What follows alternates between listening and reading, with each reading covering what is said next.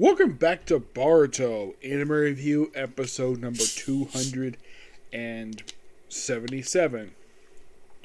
This I'm viewing the 277th episode of the series, Disappearing Lives. Yeah, we're still in the next story arc of this thing, where Boruto and these group of people who are in this room, where they have to go through 5 experiments. They went through the first experiment last episode, which involved collapse, and it turns out the guy who looked like he's from the Hidden Grass Village turns out he's a spy working for the guy responsible for this thing. Yeah, the deal is really easy. Also, the woman who looks like she's a Kanochi, yeah, there is something else about her. I'll get to that. Because apparently she's fawning over Sumo, who's from the Hidden Stone Village. So So basically, after relaxing for a bit, they go to the next test. Which, of course, the convicted felon, though let's say the criminal, decides to pick the next one. Light. What is, you might ask? Well, holding a candle, which apparently is a life force. And if it goes out, they die. And we get more dwindling down here. Throughout this test, we see the deaths of about 5 people this time. About the same amount as last episode. Yes.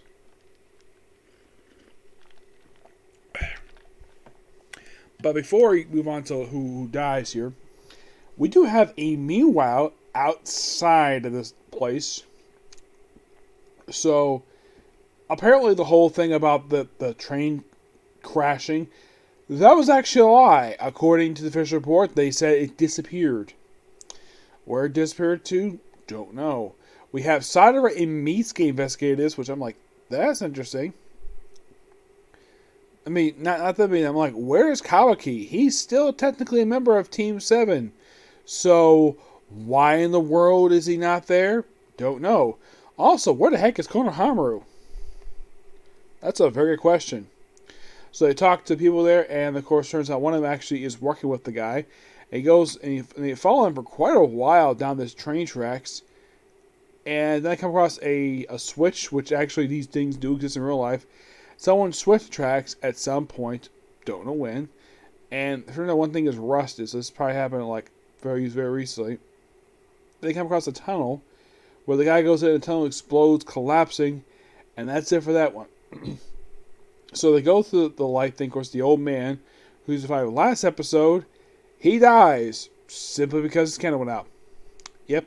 So put all the candles inside of these lanterns, so they have to carry the candles around. And basically, they have a limited amount of time. And according to the guy running the experiment, he says that even if, let's say, if the candle goes on a person, the candle doesn't immediately go out per se. And also, even if you let go of it, you basically won't get extinguished per se. So they go through some traps.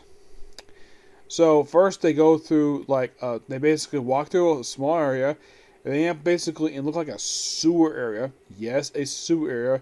And then we have the one from the Native Cloud Village with her client and the criminal just walking out of the tunnel. Sumo is carrying the woman. Yes, he's carrying her because a beautiful woman can't touch this filthy water.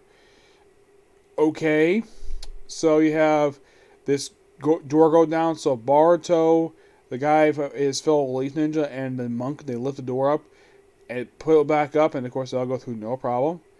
And then comes the very next step, going across this desert that basically is ash. And there's a couple different tests with this one. One is basically surviving a dust storm, which they'll survive no problem. And then the old lady who's there, who gives Bart some of the water, gives everybody pass on the water, she dies because she's near an area where it's too high of a temperature for a candle to be in. No, seriously. Eventually, they race the wall, and it turns out the woman who Sumo was with, they went ahead, turns out she was using him all along. And, well, of course, basically, she's using you. And he was under the sand all along. He somehow survived. He was, really lucky.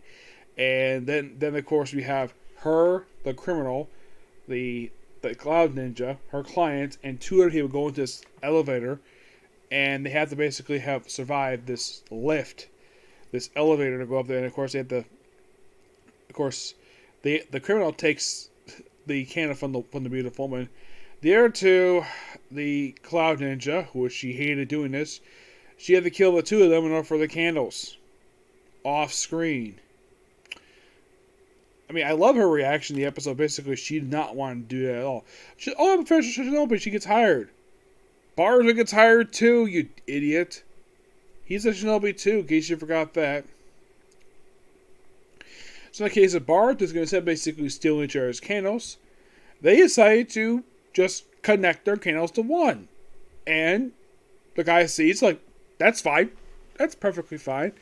And of course, they move on. They basically move back to the room where they go wait for the very next test. Now, next episode is called Musical Chairs. This should be interesting, to say the least. Now, we do know one character definitely will survive this arc, and that's Boruto, because, well, he's the star of the series. Who else do I think might survive? The Hidden Leaf Ninja, I don't think he would survive this arc. I'm hoping the kid from the Hidden Stone Village, I'm hoping he survives, because he seems like a good character.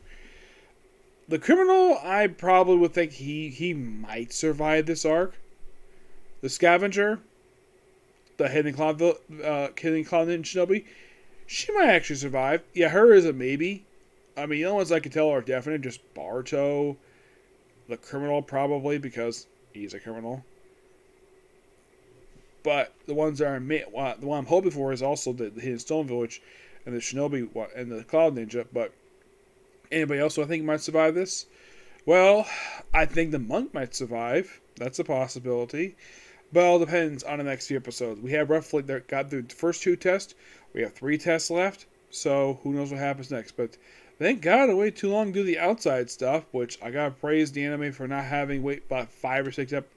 Not wait till the finale to finally show Team 7's reaction to basically Bars be missing, which I'm so happy about that. Because that would have been stupid.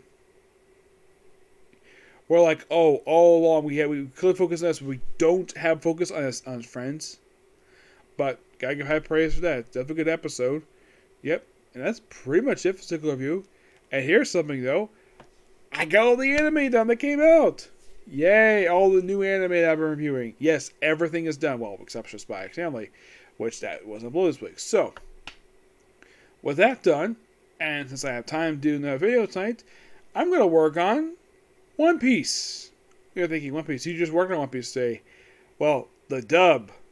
That's what I'm working on. I'm working on it as soon as I put this one up. Okay, next video. Bye.